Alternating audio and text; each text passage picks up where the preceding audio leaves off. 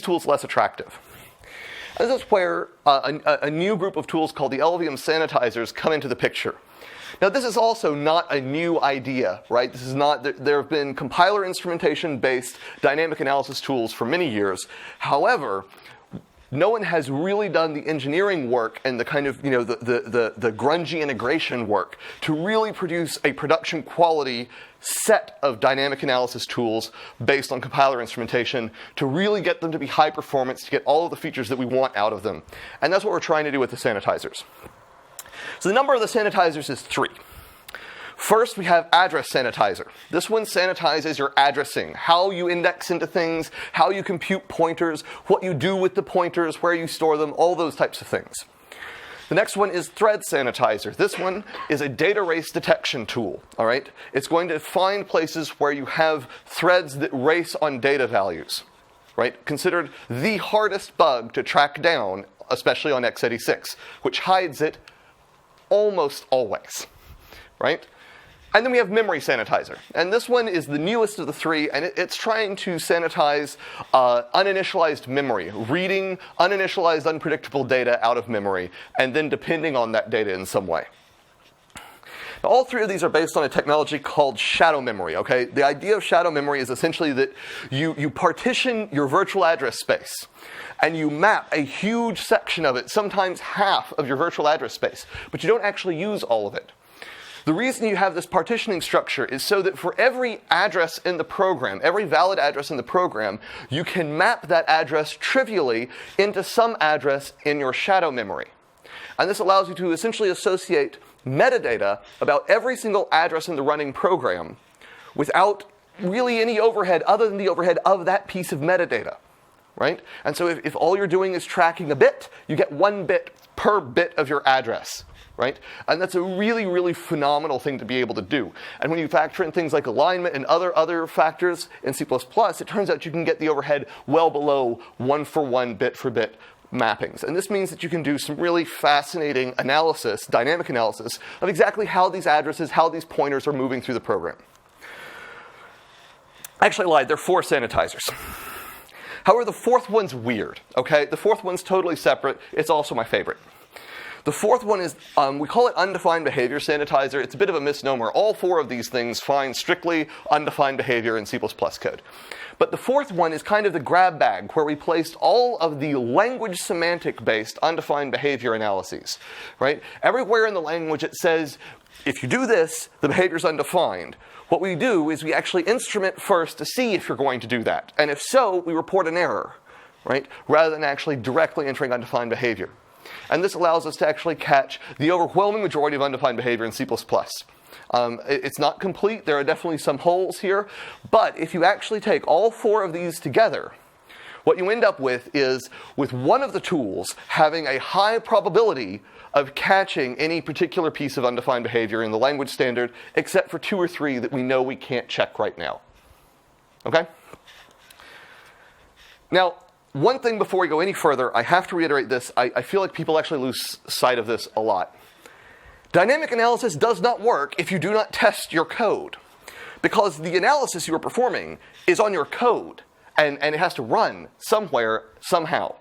If you do not write good unit tests that exercise the edge cases of your code, if you don't write integration tests that check how your code interacts with other people's code, if you don't write system tests that actually bring up a realistic system under this instrumentation, and if you do not take your production code and run it under a simulation of production traffic in a canary mode, if you don't do these types of testing, you're going to miss categories of bugs, because these tools only help if you're testing. Now, I actually kind of like this. It's a good, incentive, right? Because this way, we know that you need to write tests, right? You already needed to write tests before we said this.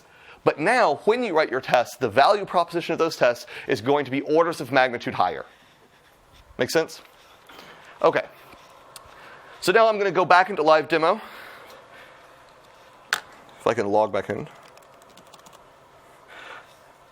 All right, so now we're going to try and demo, or I'm going to try and demo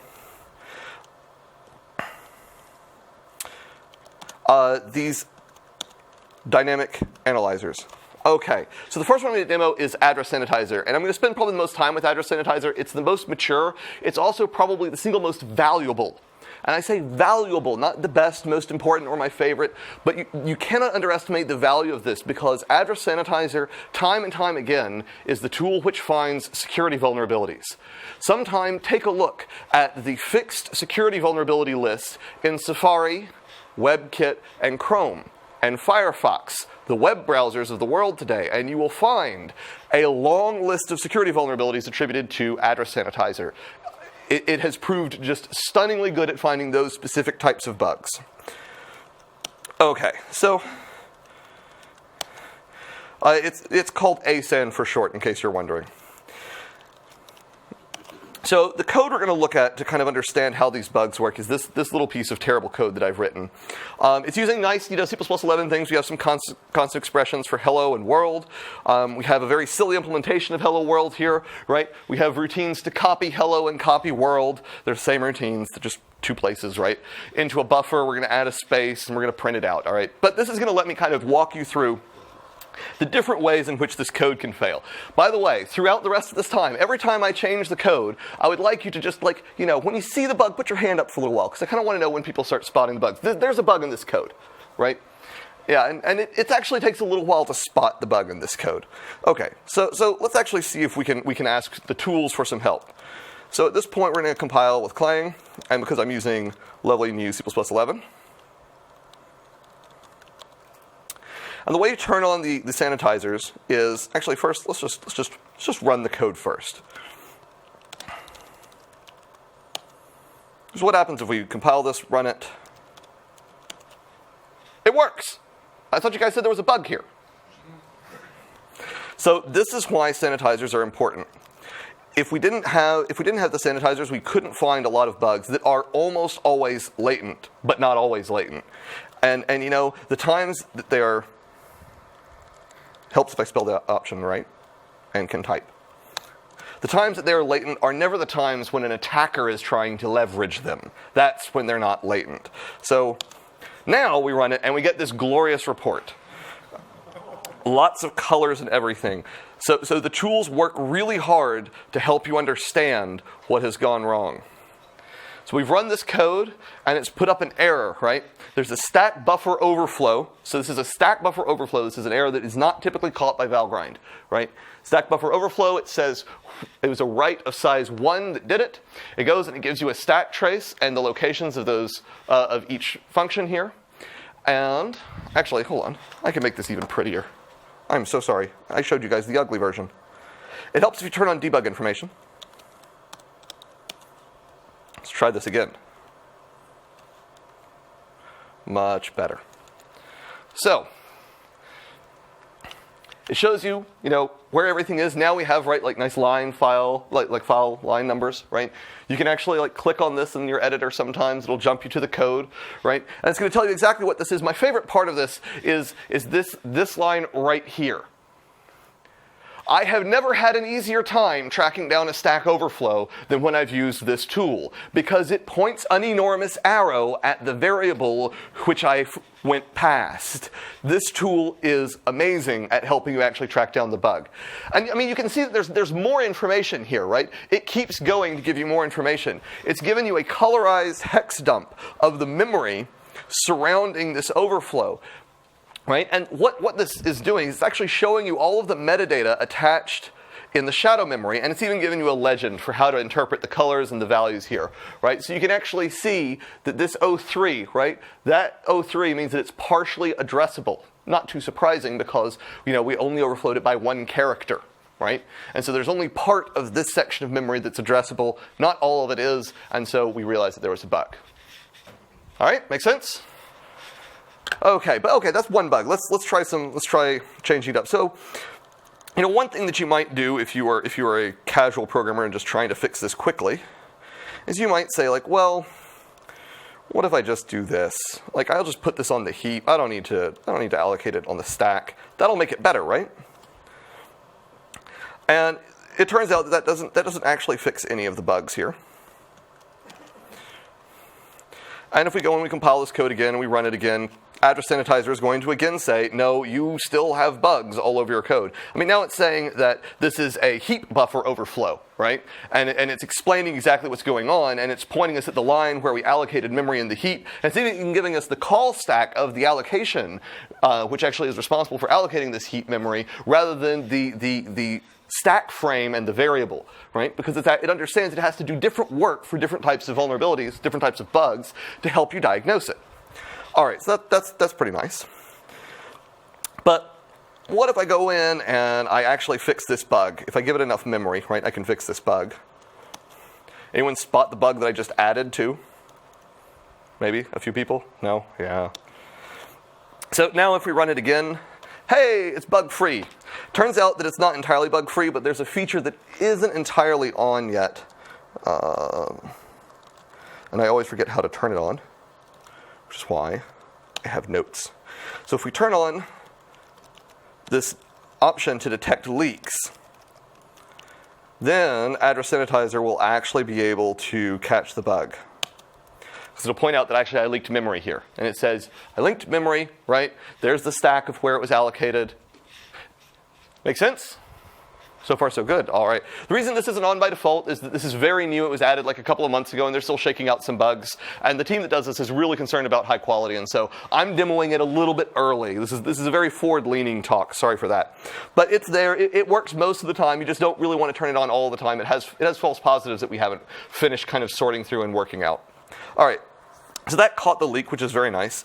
But then I might do something just truly terrible, because I might have a lot of other code here, right? And then I eventually will come down and I'll do delete, and then a lot of other code. Maybe I call into some other function, and you can see what I've done. I've deleted the buffer a bit early, so that's not going to go well for me. And this is also something that address sanitizer can catch. So if I go and recompile, run it. Address sanitizer says, hey, you have a bug. Sorry for all of the interminable scrolling, but trying to make sure you guys can actually read it. And so this is going to tell me that I have a heap use after free, right? And it shows me where I wrote to that heap memory, right? The exact stack trace. It also tells me all about it, right? It tells me that, like, look, you wrote, 6 bytes inside of this 12-byte region that you allocated.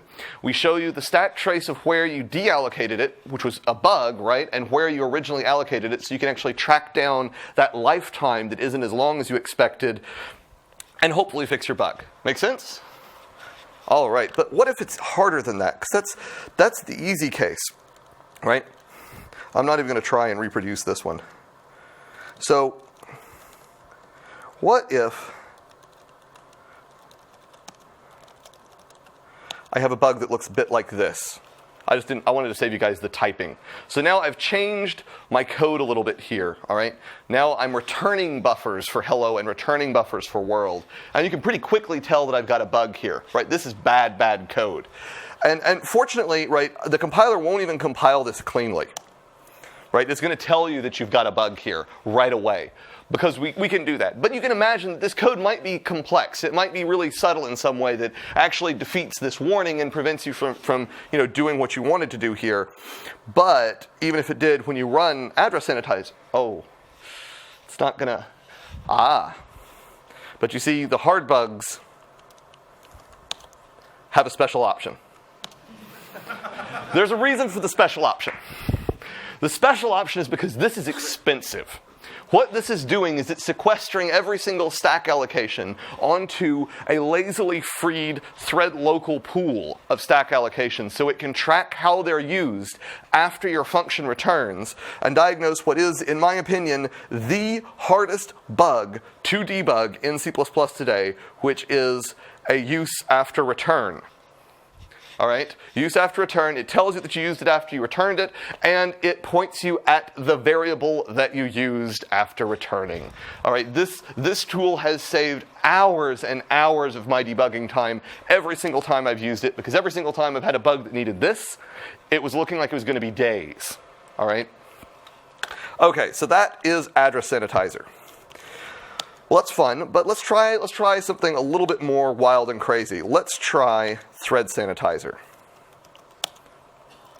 So I'm not even going to try and write up these bugs for you because this requires some complexity. So first I'm going to walk you through the code. So here I have my version of a bad shared pointer, right? Sean showed you a bad copy on write object. I've got a bad shared pointer. They're actually pretty similar, except that this is the bad shared pointer that I genuinely see more often, because this bad shared pointer is making kind of a classical assumption.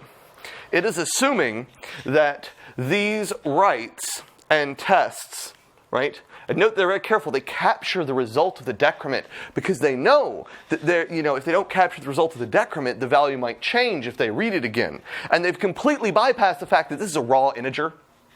Like, you can't do this. This is a data race. There's no synchronization here. There's no atomicity here. This is just a data race.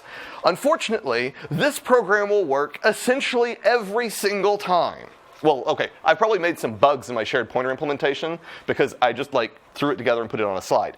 But modulo those bugs, this will actually work essentially every single time because it's x86. It's almost, a strong memory model. It almost works. It's close, right? I had to debug one of these things and it failed about once every 200 or 300 billion times it ran. That was challenging, right? It didn't lend itself to your traditional techniques.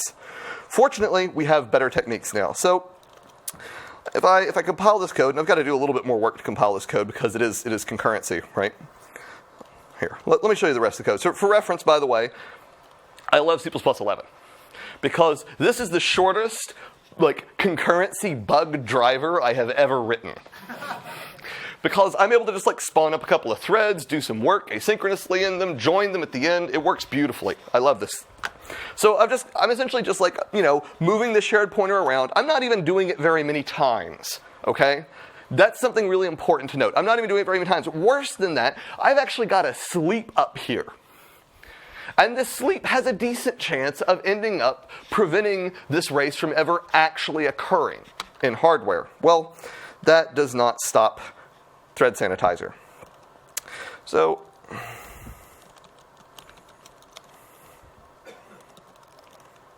we ask it to sanitize threads.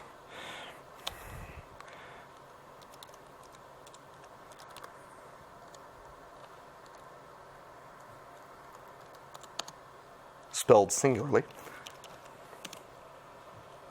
We run it, and we get this lovely report. All right. So understanding race conditions is a little bit more complex. So there's more data here. So it says you have a data race, and it's right. It says there was a write of size 4 at a particular address on thread 2. Then it says that there was a prior write of size 4 on thread 1. It gives you the stack traces for these two writes. And if we scroll down, it's also going to give you some extra information. It's going to say, this location is in a particular heap block. This is how much. This is where you allocated that heap block. Essentially trying to tell you where the shared memory, the shared state came from. And it also tells you where these threads were started from. Essentially trying to give you the context you might need to track down exactly how these two threads got a handle to the shared state. The shared state wasn't protected, and they both wrote to it. Right? And this helps you track down data races.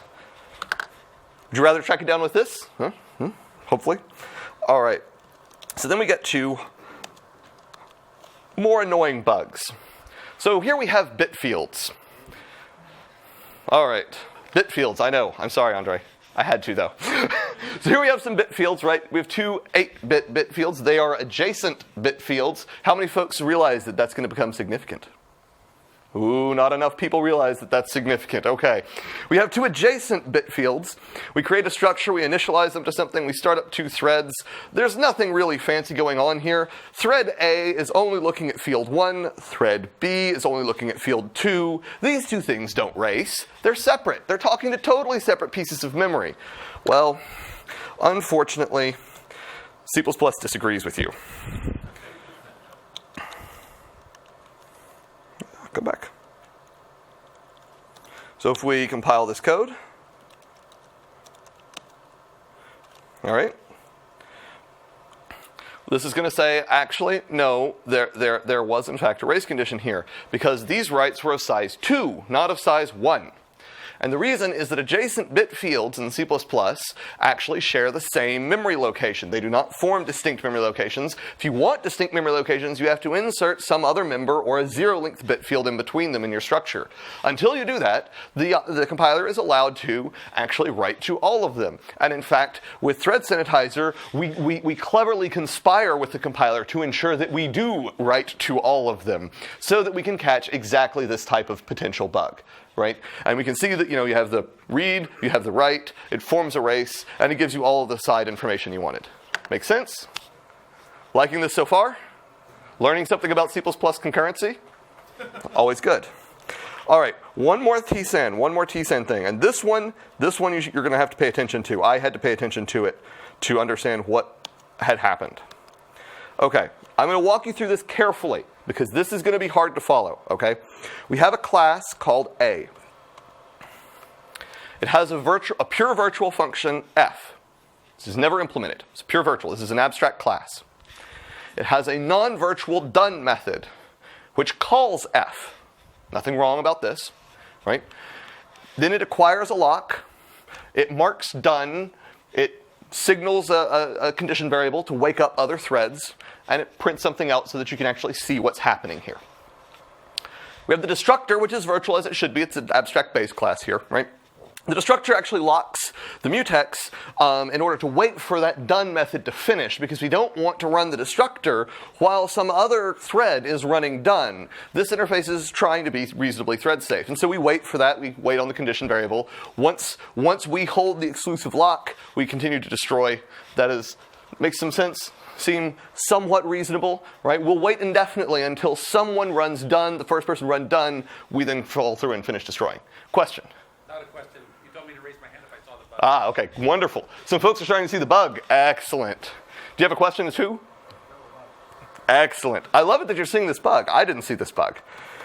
Well, you warned us.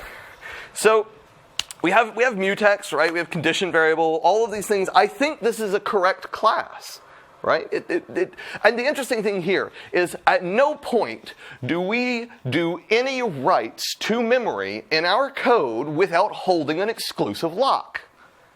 So this may mean that we have a bug, much like Sean demonstrated how you can have a bug while using atomics, right? But we're not going to have a data race here. At least that's what I thought. Now we have a superclass. We have class B. It derives from A. This class is the dumbest class in the world. It simply provides an empty definition of f and an empty definition of the destructor. There is nothing else going on here. Now in main, we create an object. We give the object the type of the base class. Well, that doesn't particularly matter. We allocate a new one. We then start up a thread. From the thread, we actually run first f, and then we run done. And from a second thread, concurrently, we destroy the object. Now this should be okay, because in the destructor, the first thing we do is block and wait for some other thread to actually call the done method. Now how many people have seen the bug? Few more people have started to spot this bug. This bug terrifies me, by the way. Okay, so what does Thread Sanitizer think about this particular bug? So let's compile it. Run it, and it says there's a data race. Now you remember when I said it was really, really important that you have 0 false positives? The reason for that is so that you can handle this scenario. When you have rooms full of people who stare at you and say, there's not a bug here. And you can actually still convince them, no, there is a bug there, you haven't seen it yet. So let's go up and look for this bug. The bug is a race on the v pointer inside the virtual class. There is a write outside of a mutex. It's the write to the v pointer as you enter the base class's destructor, in order to allow the base class's destructor to call virtual functions in its class, not in the derived class. This write to the v pointer is not atomic. It's not guarded by anything. It's just a race. And if you fix the race by making it atomic, you actually won't fix the bug, because you can have an atomic write and you're still going to have a bug. The bug fundamentally is that there's a race on entering the destructor. right? You cannot enter a base class's virtual destructor in a non-racy way if you believe somehow you're going to synchronize once you're inside of that base class destructor. This is not a viable synchronization pattern. But people do it all the time. Like, you see this in code everywhere. We actually had to change the race detector to specifically not flag as races writes to the base class vpointer when it didn't actually change the vtable it pointed to. Because so many people actually hit this bug. It's really, really terrifying. All right, so that's thread sanitizer.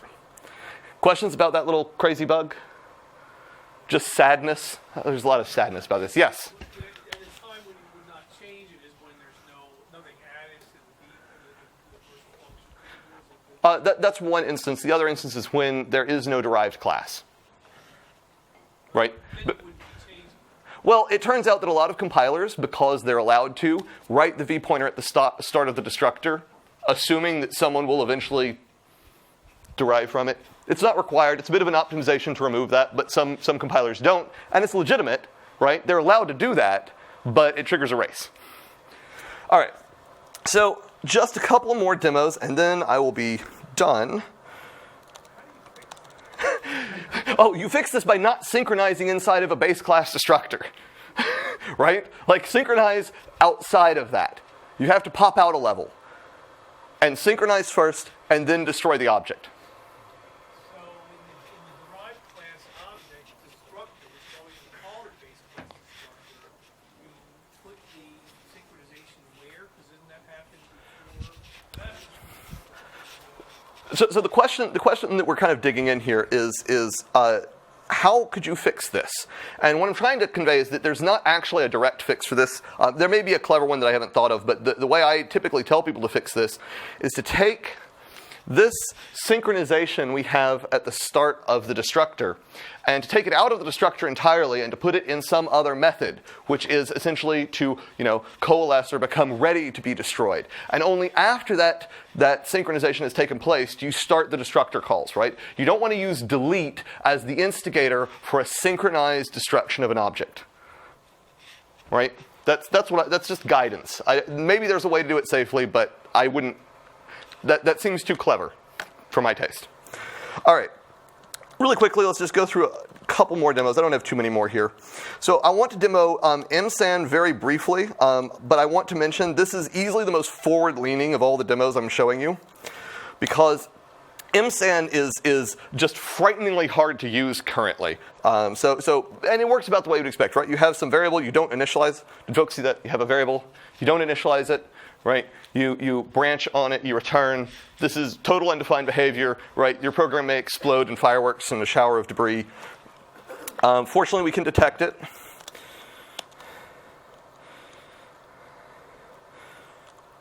Oh.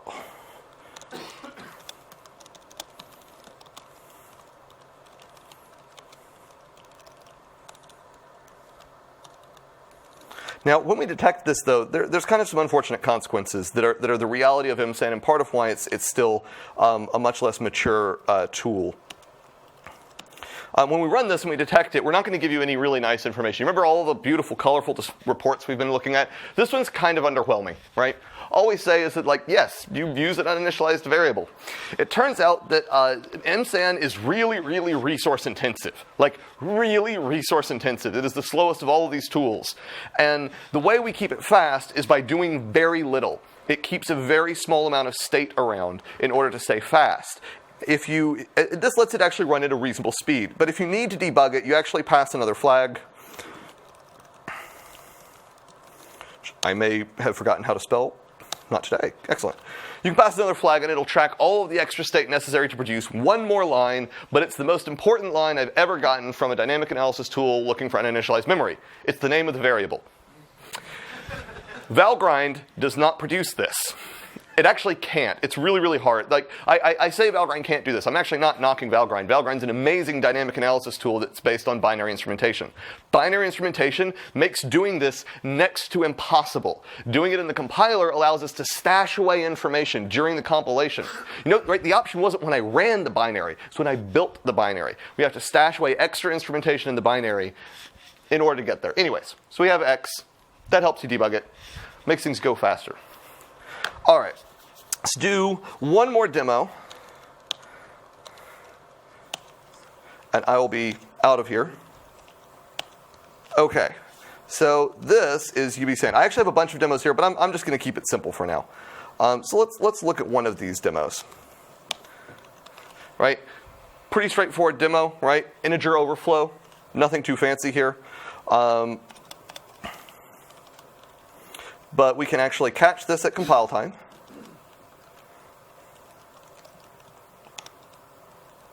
By asking it to sanitize our behavior. I know it's kind of strange. Have they misspelled it? Are they British? They may, well, yes, actually, the person who implemented this is British, but I don't think he spelled it that way. Anyways, I don't want to spend too much time on this. So the one thing I did want to show you is the last bug that this will catch. Because this one's kind of hard. So this one is actually round-tripping the largest integer value through a floating point value. And the representation you get back out here is totally undefined. But there's not like a lot of clear reasons why, and there's not a lot of tools that will catch this. And it's really, really nice that undefined, the UBSAN actually will catch this for you. Okay. So with that, if we can go back to the presentation really quickly, I will sum up. Get us out of here. So complexity is what I feel is kind of the biggest challenge we face, and fortunately I believe that tools can help.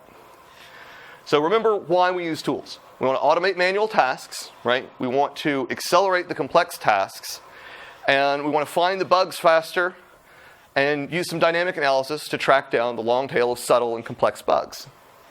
Hopefully you're going to combine all of this with really rigorous testing of your software, and that's how we keep bugs from going into it. Now, my hope is that if you use all these tools and you develop code somewhat like I'm